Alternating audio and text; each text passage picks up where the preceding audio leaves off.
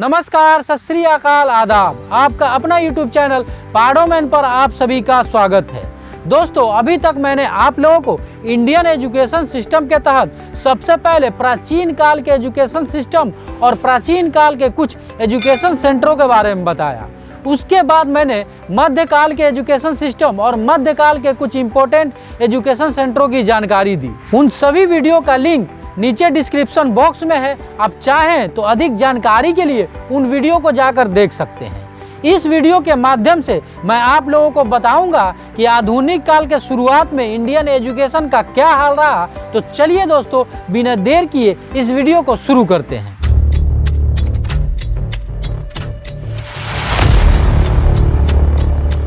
जैसे कि आप सभी जानते हैं कि मुगल काल के पतन होने के बाद मध्यकाल के जितने भी एजुकेशन सेंटर थे वो सारे के सारे बर्बाद हो गए थे। उनके बर्बादी का मुख्य कारण था आर्थिक सहायता का नहीं मिलना। अब सबसे पहले आधुनिक काल के बारे में थोड़ा समझ ले। वैसे तो कुछ इतिहासकार मुगल काल को आधुनिक प्रारंभिक काल मानते हैं, लेकिन ज्यादातर इतिहासकार 18वीं शताब्दी तक को गत मध्ययुग ही मानते हैं। मध्यकाल के बाद आधुनिक काल की शुरुआत 19वीं सदी से होती है। मुगल काल के अंत के बाद 1843 ईस्वी से अभी तक को आधुनिक काल माना जाता है, लेकिन कुछ लोग आधुनिक काल की शुरुआत प्रथम स्वतंत्रता संग्राम 1857 के बाद मानते हैं। आधुनिक काल से पहले भारत में इस्लामिक एजुकेशन पर ज्यादा जोर था, लेकिन जब आधुनिक काल की शुरुआत हुई उस समय भारत में ईस्ट इंडिया कंपनी का पूरी तरह से पकड़ हो चुका था और इसके वजह से ही भारत में आधुनिक शिक्षा की नींव यूरोपीय ईसाई धर्म प्रचारक और व्यापारियों द्वारा डाली गई।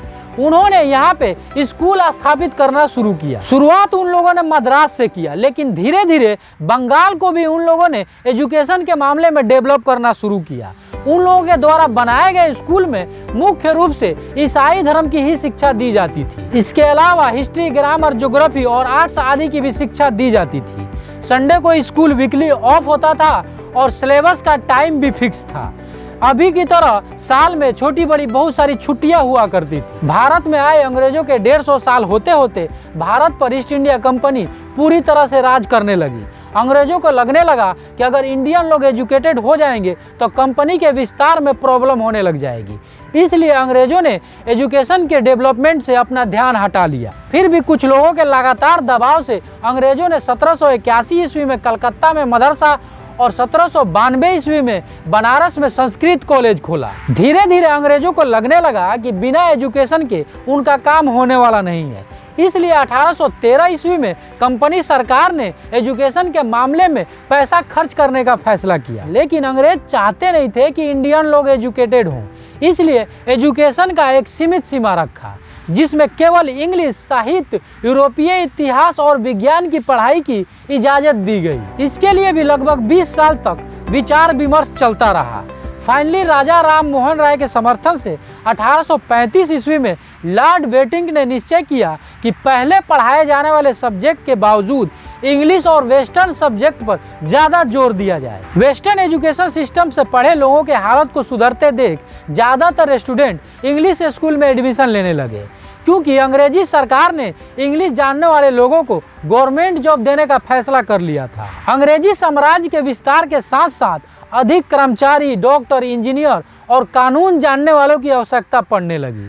तब जाके सरकार की नज़र एजुकेशन के मामले पर पड़ी। उसके बाद अंग्रेजी सरकार ने मेडिकल, इंजीनियरिंग और लॉ कॉलेज बनवाने शुरू किए, लेकिन उस जमाने में महिलाओं की शिक्षा पर उतना ध्यान नहीं दिया जाता था। महिलाओं की दशा सुधारने के लिए ज्योतिबा फूले ने 1848 ईस्वी में एक स्कूल खोला।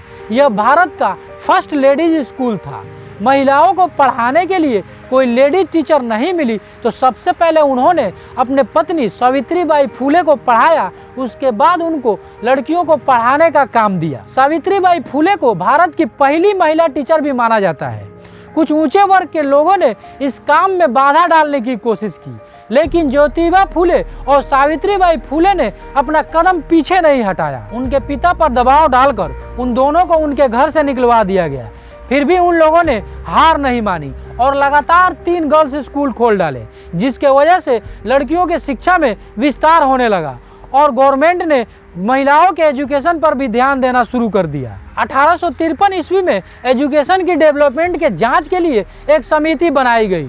उस समिति ने संस्कृत, अरबी और फारसी के एजुकेशन को भी आवश्यक समझा। औद्योगिक स्कूल और यूनिवर्सिटी की स्थापना का प्रस्ताव रखा। स्टेट में एजुकेशन डेवलपमेंट, टीचर ट्रेनिंग और नारी शिक्षा को डेवलप करने की सिफारिश की। लेकिन 1857 ईस्वी में प्रथम स्वतंत्रता संग्राम छिड़ गया, जिसके वजह से शिक्षा की प्रगति में बाधा पड़ गई। प्राथमिक शिक्षा पर कोई काम नहीं हो पाया, लेकिन उस शिक्षा में लगातार प्रगति होती गई। 1857 में बम्बई, मद्रास और कोलकाता में यूनिवर्सिटी खोले गए। 1882 ईस्वी में सर विलियम विल्सन हंटर की अध्यक्षता में इंडियन एजुकेशन कमीशन की नियुक्ति की गई, जिसको इंडियन प्राइमरी एजुकेशन की डेवलपमेंट का काम दिया गया। आयोग ने सरकार को प्राइमरी एजुकेशन को डेवलप करने के लिए कुछ सलाह दिए, जिसमें माध्यमिक स्कूल सभी जिलों में एक से अधिक न हो, धार्मिक शिक्षा, स्त्रियों की शिक्षा और मुसलमानों की शिक्षा पर भी आयोग ने अंग्रेजी सरकार को जोर डालने को कहा। कमीशन की सिफारिशों से इंडियन एजुकेशन में उन्नति हुई। स्कूलों की संख्या बढ़ी, नगरों में नगर पालिका और गाँव में जिला परिषद का निर्माण हुआ और शिक्षा आयोग ने शिक्षा का काम इनके ऊपर छोड़ दिया, लेकिन इससे विशेष फायदा नहीं हो पाया। शिक्षा के स्तर को गिरता देख देश के उन्नति चाहने वाले भारतीयों को अधिक और स्वतंत्र राष्ट्रीय एजुकेशन की आवश्यकता का ज्ञान होने लगा। स्वतंत्रता प्रेमी इंडियन और भारत प्रेमियों ने इंडियन एजुकेशन के सुधार का काम उठाया। 1870 में बाल गंगाधर तिलक और उनके सहयोगियों द्वारा पूना में फर्गूसन कॉलेज, 1886 ईस्वी में आर्य समाज द्वारा लाहौर में डीएवी कॉलेज और काशी में एनी बेसेंट द्वारा सेंट्रल हिंदू कॉलेज खोला गया। लेकिन इन सभी जगहों पर केवल उच्च जाति के ही स्टूडेंट पढ़ा करते थे, दलितों को एजुकेशन की अनुमति नहीं थी। इन सभी भेदभाव को देखते हुए 1894 ईस्वी में कोल्हापुर रियासत के राजा छत्रपति साहू जी महाराज ने दलितों और पिछड़ी जाति के लिए स्कूल की स्थापना की और उन्होंने एक हॉस्टल भी बनवाए, जिससे उनमें शिक्षा का प्रचार होने लगा और उनकी सामाजिक स्थिति भी बदलने लगी। साहू जी महाराज ने दलितों की शिक्षा के लिए आर्थिक सहायता भी उपलब्ध कराई। 1920 ईस्वी में नासिक में भी हॉस्टल और स्कूल की नींव रखी। शुरुआत में दलितों के लिए अलग स्कूल बनवाए गए, लेकिन जब दलितों की संख्या स्कूल में बढ़ने लगी तो उनको सामान्य स्टूडेंटों के साथ पढ़ने की सुविधा प्रदान की गई। उसी दौरान डॉक्टर भीमराव अंबेडकर बड़ौदा नरेश के स्कॉलरशिप से विदेश पढ़ने गए, लेकिन उनकी स्कॉलरशिप बीच में ही रोक दी गई, जिसके वजह से उन्हें पढ़ाई अधूरी छोड़कर भारत आना पड़ा। जब इस बात का पता साहू जी महाराज को लगा तो उन्होंने अंबेडकर की आगे की पढ़ाई के लिए सहयोग किया। तो दोस्तों, कैसी लगी मेरी जानकारी कमेंट्स करके जरूर बताएं। आगे की जानकारी मैं अपने अगले वीडियो में दूंगा। अधिक जानकारी के लिए देखते रहे हमारा YouTube चैनल पाडोमैन।